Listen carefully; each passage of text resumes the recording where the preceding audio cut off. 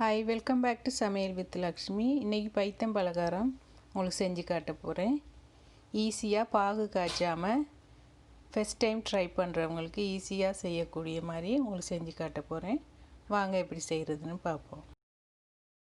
பைத்தம் பலகாரம் செய்கிறதுக்கு பாசிப்பயிரெல்லாம் வறுக்கணும். பாசிப்பயிரையும் அரிசியையும் வறுத்து எடுக்கணும்.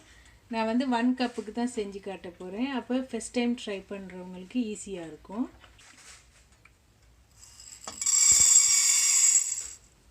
நல்ல சூடான தாய்ச்சியில் பாசிப்பயிரை போட்டு மீடியம் ஹீட்டில் வச்சு நல்ல பொறுமையாக வறுத்தெடுக்கணும். கருக விடாமல் வறுக்கணும்.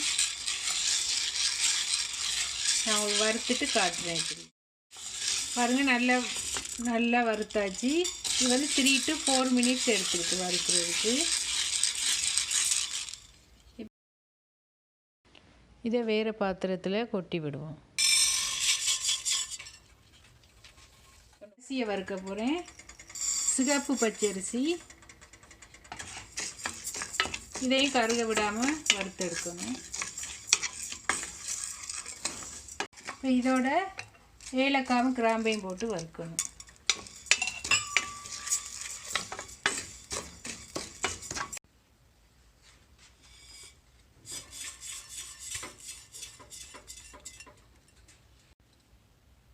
இது இப்போ நல்லா சூடாறணும். சூடாறின பிறகு தான் அரைக்கணும்.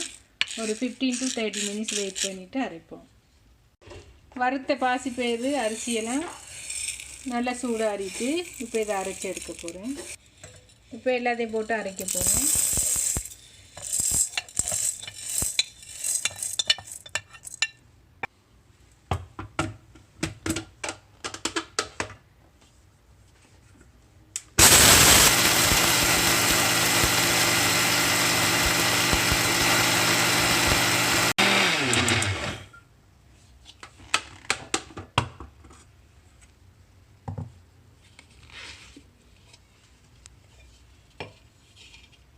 இந்த பைத்தம் பலகாரத்துக்கு நல்ல மை மாதிரி அரைக்க தேவையில்லை. இப்படி கொஞ்சம் ரவை பதத்துக்கு இருந்தால் போதும். கொஞ்சம் நெருன்னு இருக்குது பாருங்கள். இப்படி இந்த மாதிரி இருந்தால் போதும்.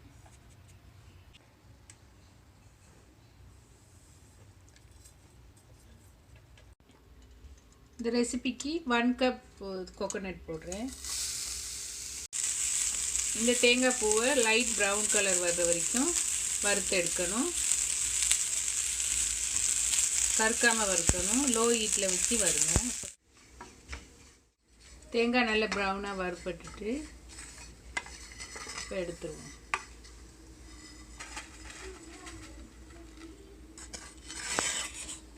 திருவின தேங்காய் நல்லா சூடாறிட்டு பாருங்கள். கொஞ்சம் பெருசாக இருக்குது தேங்காய். நல்ல பூ மாதிரி இல்லை, கொஞ்சம் பெருசாக இருக்கனால இதை கொஞ்சம் நான் மிக்சியில் அரைச்சி தான் போட போகிறேன். இதை ஃபுல்லாக அரைச்சிட்டு உங்களுக்கு காட்டுறேன்.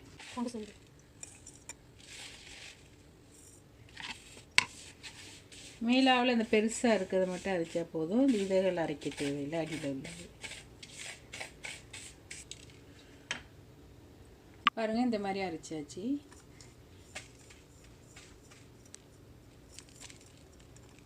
பைத்தம் பலகாரம் செய்கிறதுக்கு கோட்டிங் செய்ய போகிறேன். All purpose flour, sugar, pinch salt. இதை ஒருக்கா மிக்ஸ் பண்ணி விடணும். மிக்ஸ் பண்ணிவிட்டு தேங்காய் பாலில் தான் இந்த கோட்டிங்கை கரைக்க போகிறேன்.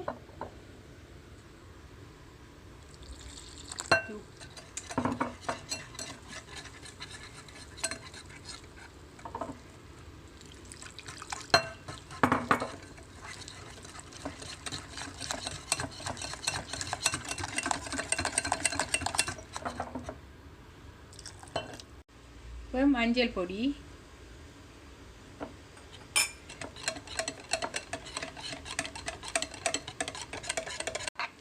பாருங்கள். இந்த மாதிரி கன்சிஸ்டன்சியாக இருக்கணும்.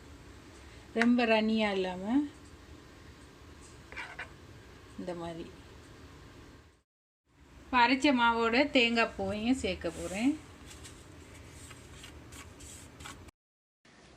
சுகர்,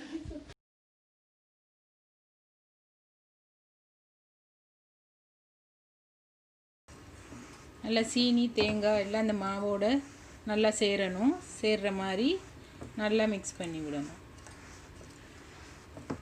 இந்த ரெசிபி ஃபஸ்ட் டைம் செய்கிறவங்களுக்கு ஈஸியாக இருக்கும். ஏன்னா பாகு காய்ச்ச தேவையில்லை. இதில் பாகு காய்ச்சாமல் எப்படி செய்கிறேன்னு தான் நான் உங்களுக்கு இது செஞ்சு காட்டுறேன்.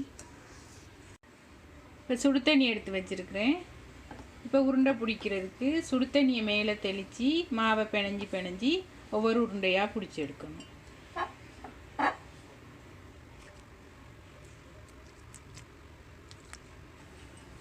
கைக்கு பிடிக்கிற அளவுக்கு சூடு இருக்கணும். நல்லா கொதிக்கிற தண்ணி தேவையில்லை. இப்படி மேலாப்பில் தண்ணியை ஊற்றி மேலே உள்ள மாவை இந்த தண்ணியில் மிக்ஸ் பண்ணி உருண்டை பிடிக்கணும். இந்த மாதிரி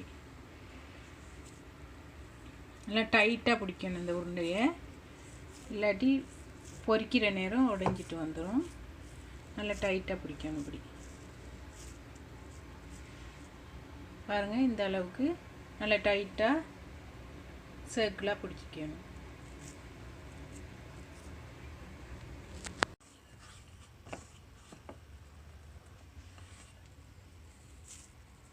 எல்லாம் பிடிச்சி முடிச்சாச்சு. இந்த மாவில் நீங்கள் எள்ளு வேணால் வறுத்துட்டு போடலாம். நான் சிம்பிளாக இந்த பைத்தம் பலகாரம் எப்படி செய்கிறதுன்னு உங்களுக்கு காட்டுறதுக்காகத்தான் நான் இப்படி செஞ்சேன். எள்ளு நிறைய நட்ஸும் போடலாம்.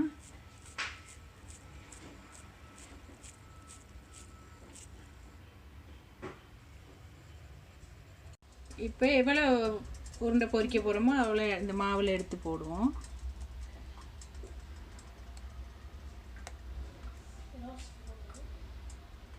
இந்த மாதிரி நல்லா கோட் பண்ணணும் உருண்டையில். வந்துட்டு எண்ணெய் நல்லா சூடாக இருக்குது. இப்போ போட்டால் சரி.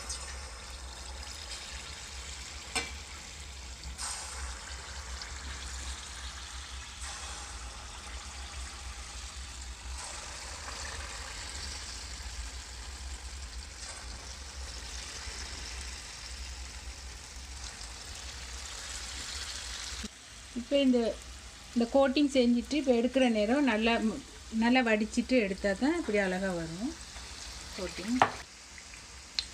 இப்போ பொரிஞ்சிட்டு இப்போ எண்ணெயிலேருந்து எடுத்துருவோம்.